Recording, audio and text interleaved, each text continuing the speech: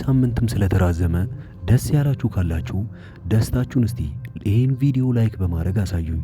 ሌላው በሐረግ ድራማ ላይ በክፍል 70 የሚፈጠሩትን ነገሮች በዚህ ቪዲዮ ላይ ቀንጨብ አድርጌ የማሳያችሁ ይሆናል። ኤፍራታ ቤተሰቦቿ የደበቋትን ትልቁን ሚስጥር አውቃለች። ታዲያ ይሄ ለምንድን ነው ብዙኛ በጣም በክፉኛ የተጎዳችው? የተደበቀውን ነገር ማወቋ ለእሷ ደስታ ሊገባት ይችላል ብላችሁ ብዙዎቻችሁ ግራ ገብቷችሁ ነበረ። እሷን የጎዳት ይሄ አይደለም። ለካ እዛ ቤት ውስጥ እስከ ዛሬ ድረስ ስትኖር ቤዛ ለምን እንደዛ እንደምታሰቃያትና ለምን ብዙ ነገር እንደምትቀማት አሁን ላይ ትርጉሙ ገብቷታል። እኔ እዛ ቤት ውስጥ ተጥዬን የተገኘሁት እዛ ቤት ውስጥ ገብቼ ከነሱ እኩል ነበረ እየተጨቃጨኩና የራሴ ብዬ እየተከራከርኩ ስኖር የነበረው። ቤዛ ለካ እውነቷን ነው፣ እንደዛ የምታሰቃየኝ ወዳ አይደለም ብላለች። ሌላው ገነት እዛ ቤት ውስጥ እናቴ እንደሆነች እያወቀች እንዴት ይህን ሁሉ ዝም ትላለች? ለምንድን የደበቁኝ? እድሜን የጨረሱት የሚል ነገር ነው እሷ ውስጥ ያለው። ታዲያ በዚህ ሁኔታ ላይ አሁን ላይ ለኤፍራታ ክፉ ሆኖ የሚታየው እነ ናታን እነ ገነት እንጂ ያፌት አይደለም። ያፌት ይባሱኑ በዚህ ሰዓት ላይ እድሉን እየተጠቀመበት ነው ያለው፣ ጨዋ ለመሆን እየሞከረ። ይሄ ነገር ብዙም ቢያናድም በክፍል 70 ምን ይፈጠራል? ናታን እንግዲህ እንደዚህ ቀጥታ ሄዶ ይቅርታ የሚጠይቃት ከሆነ እንደማትቀበለው ያውቃል። ነገር ግን የእሷን ይቅርታ የሚመልስበት አንድ መንገድና አንድ እድል ይኖረዋል። እሱም ምንድን ነው? ገነትም እያለችው ያለችው ልጄን አድልልኝ፣ እንደው የምትወዳትና የምታፈቅራት ከሆነ በዚህ ነው ማይክ፣ እሷን አምጣትና አብራኝ እንድትኖር አርጋት። እናም ገነት በዚህ ሁኔታ ላይ ተናዳ እዛ እያለች ለብዙ ዓመታት አብራ ስትኖር የነበረው ብዙ ነገሮችን ችላ ከዛ ቤት ውጪ ተብላ እንኳን ያልወጣችበትን ቤት አሁን ላይ ሻንጣዋን ይዛ ከናታን ቤት ወጣለች። ናታንና ቤዛ ናቸው እዛ ቤት ውስጥ የቀሩት እና ሉሊት። ያ ቤት አሁን ላይ በትንትኑ ወጥቷል። የሳቅ ምንጭ የሆነችው ኤፍራታ እንኳን የለችም። ታዲያ ገነት እያለችው ያለችው ልጄን መልስልኝ፣ የምትወዳት ከሆነ የመጀመሪያ ቤተሰባችንን መልሰው ነው ያለችው።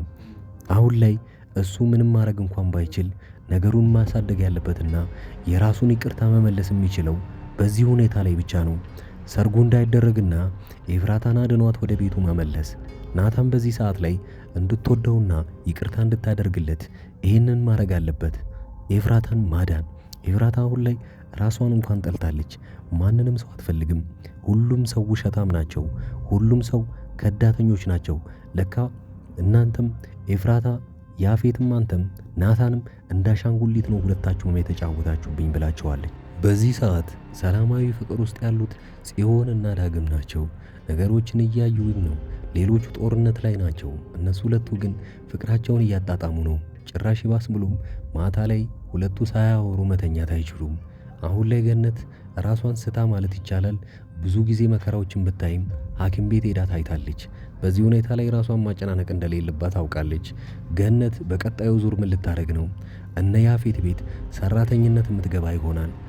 ይህን የምታደርገው በቀጣዮቹ 3 ቀናት ውስጥ ኤፍራታ ወደ ቤቷ የማትመለስ ከሆነና እሷን ማናገር የማትችል ከሆነ እንደ ሰራተኝነት ወዳ ሳይሆን አሁን ላይ በፈቃዷ እዛ ቤት ውስጥ ሰራተኝነት መቀጠር ትጀምራለች ማለት ነው። ታዲያ እዛ ቤት ውስጥ በምትቀጠርበት ሰዓት ላይ አንድ ነገር ብሎ ነበረ ያፌት። ምን ነበር ያለው? ሰርጉ ባይደረግም ከዚህ በኋላ እኔና እሷ እንደ ባልና ሚስት ሆነናል ነው ያለው። ኤፍራታ ግን አሁን ላይ በዚህ በኩል መከራከር ባትችልም የራሷ እቅዶች አቅዳ ቢሆንም ለጊዜውም ቢሆን አሁን ላይ ተጨናፍገውባታል። ታዲያ ኤፉ ላይ ከዚህ በላይ መጎዳት የለባችሁም ብላችሁ የምታስቡ ካላችሁ የየራሳችሁን ሐሳብ እስቲ ኮሜንት ላይ አስቀምጡልኝ። እናንተ በኤፍራታ ጎን ብትሆኑ ምን ታደርጉ ነበረ? ሌላው የፖሊሷ ጉዳይ ነው። ፖሊሷ አሁን ላይ ራሷን አዘጋጅታ ወደ ታጋጆቹ ራሷ ታግታም ልትገባ ነው።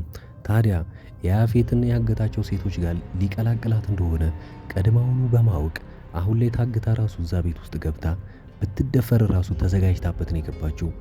መረጃው ይበልጥባታልና ጓደኛዋ የራሷ የገዛ ፍቅረኛ ነበራት። እዛ ገብተሽ እንደፈለጉ ቢያረጉሽ እኔ ባልሽ ሊሆን ዝግጁ ነኝ ከዛ ስትወጪ ብሏታል። እሷን ፖሊሷን ረጅም ጉዞ የሚጠብቃት ይሆናልና ለመጨረሻ ጊዜ ተሰናብታው ሄዳለች።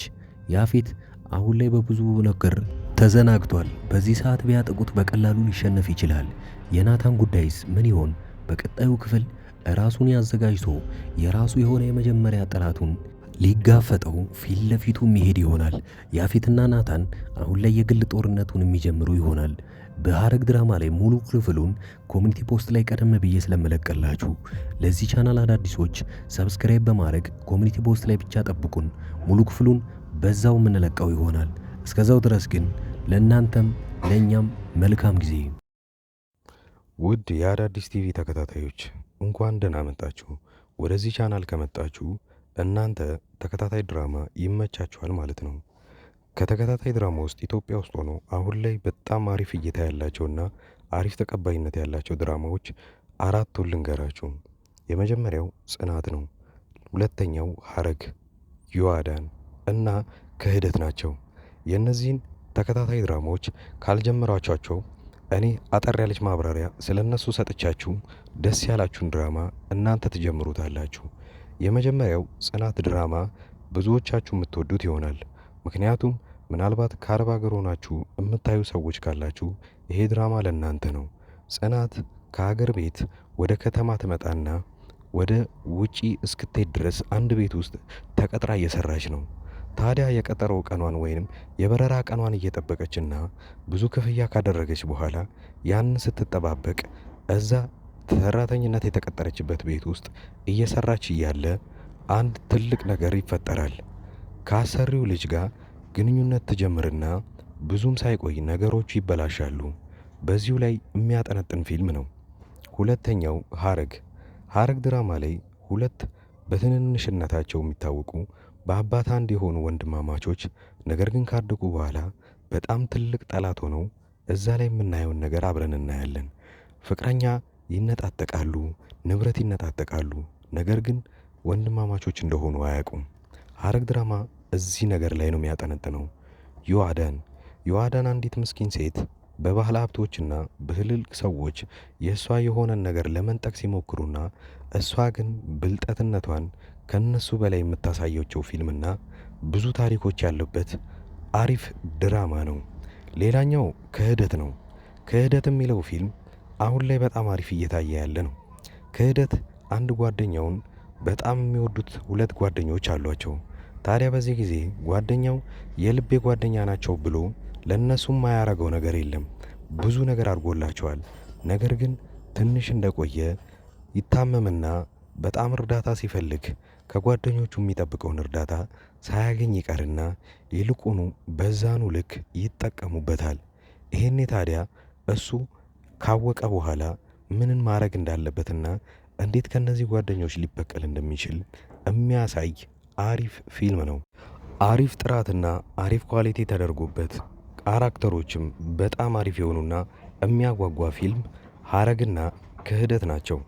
ሁለቱ ፊልሞች ምንም አይነት ንዝናዜ ምናምን ሳይበዛባቸው ወሬም ሳይኖራቸው ቀጥታ ምንም አይናችሁን ሳትነቅሉ የምታዩት ፊልም ነው። ሌላኛው ጽናት የሚለው ፊልም ታሪኩ አሪፍ ሆኖ ነገር ግን ብዙ ወሬዎች ስለሚበዙበት ምናልባት ፊልሙ ሊሰለቻችሁ ይችላል። ነገር ግን ፊልሙ እንደዛ የሚሰለቻችሁ ከሆነ እኔ በየጊዜው የእያንዳንዱን ክፍሎች እንደዚሁ አይነት በትረካ መልክና እናንተን ለጥያቄ ያተሳተፈ ለመልስም አስተያየት እንደሰጡበት አድርጌ አንዳንድ ቪዲዮ ለእያንዳንዱ ክፍል እሰራለሁ። ዮአዳን ድራማ ብዙ ሰዎቹ ስትጀምሩት በጣም አሪፍ ድራማ ነበረ። እስከ ክፍል 40ና እስከ ክፍል 45 ያለውን ድረስ ብዙዎቻችሁ በጣም አሪፍ አድርጋችሁ ስታዩት ነበረ። ከክፍል 45 በኋላ የዳይሬክተሩ አቅጣጫ ፊልሙን ስለቀየረው ብዙዎቻችሁ ጠልታችሁትና የጥንቆላ ስነ ስርዓትን እያስገባችሁበት እኛ ከዚህ ምን መማር አለብን የሚለውን ካያችሁ በኋላ ለተከታታይ 2 ሳምንታት ፊልሙ ሳይለቀቅ ስለቆየ ረስተውት በዛው ትታችሁት ነበረ። ነገር ግን አሁን ተመልሳችሁ እንድታዩበት እምመክራችሁ አንድ ነገር አለ። ዮአዳን ድራማ ላይ አሁን ዮአዳንና ሳሚ ፍቅረኛሞች ሆነዋል።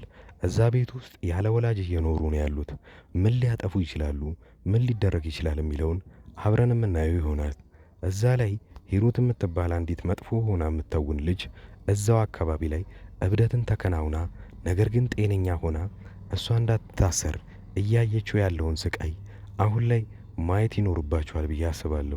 አዳዲስ የጀመሩ ተከታታይ ድራማዎችንና አሪፍ የሚባሉ ፊልሞችን በዚሁ ላይ በአንድ ድምፅ አድርጌ በጥሩ ሁኔታ ተርኬ የማቀርብላችሁ እኔ ዙበይር እባላለሁ። የቻናሌም ስም አዳዲስ ይባላል። እኔን ለማበረታታት ሰብስክራይብ ማድረጋችሁን አትርሱ። በቅርቡ 50 ሺህ የምንገባ ይሆናል። አሁን ላይ 40 ቤት እንዳለን አትርሱ። ስለዚህ እባካችሁ አዳዲሶች ሰብስክራይብ በማድረግ በማበረታታት 50 ሺና ከዛ በላይ እናርገው። የእኔ ቤተሰቦች አብራችሁኝ ስላያችሁ ከልብ አመሰግናለሁ።